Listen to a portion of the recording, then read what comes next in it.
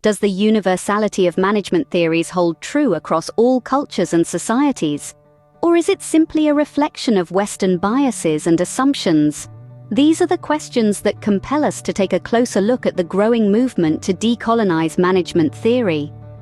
Many scholars argue that present management theories predominantly draw from Western perspectives. These theories, deeply rooted in Western contexts, often overlook cultural diversity, leading to misinterpretations and, at times, unfortunate outcomes. Consider applying a Western corporate social responsibility model in a developing nation. Without considering the local context of poverty and environmental degradation, the application might not only be ineffective, but could potentially cause harm. However, an alternative approach, known as the open systems perspective, challenges this universality. It proposes the adaptability of theories based on local factors like culture, history, and politics. Yet, we can't ignore the criticism that the open systems perspective might merely be a modified Eurocentric view, adjusting Western theories to fit non-Western contexts, but failing to challenge the underlying power dynamics. Then we have indigenous theory, which seeks to build knowledge based on the unique experiences and wisdom of non-Western societies. This approach could lead us to explore indigenous traditions, local philosophies, and alternative economic models. But beware of the risk of co-optation and depoliticization. Incorporating indigenous theories into Western frameworks without a critical examination of power dynamics can result in othering, where non-Western knowledge is exoticized or considered supplemental rather than transformative.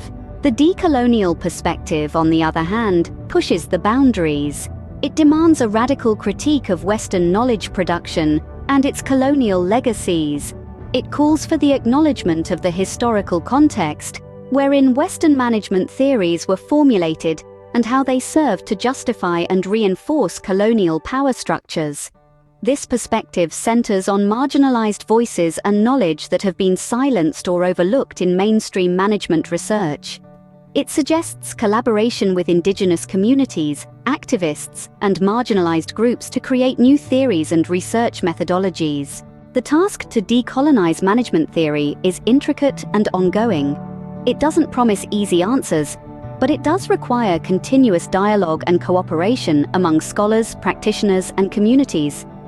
Despite the challenges, the potential rewards are substantial. A decolonized approach to management research could pave the way for more just and equitable organizations, economies, and societies. So, as we ponder on the universality of management theories, let's embrace the call for a more inclusive, decolonized perspective.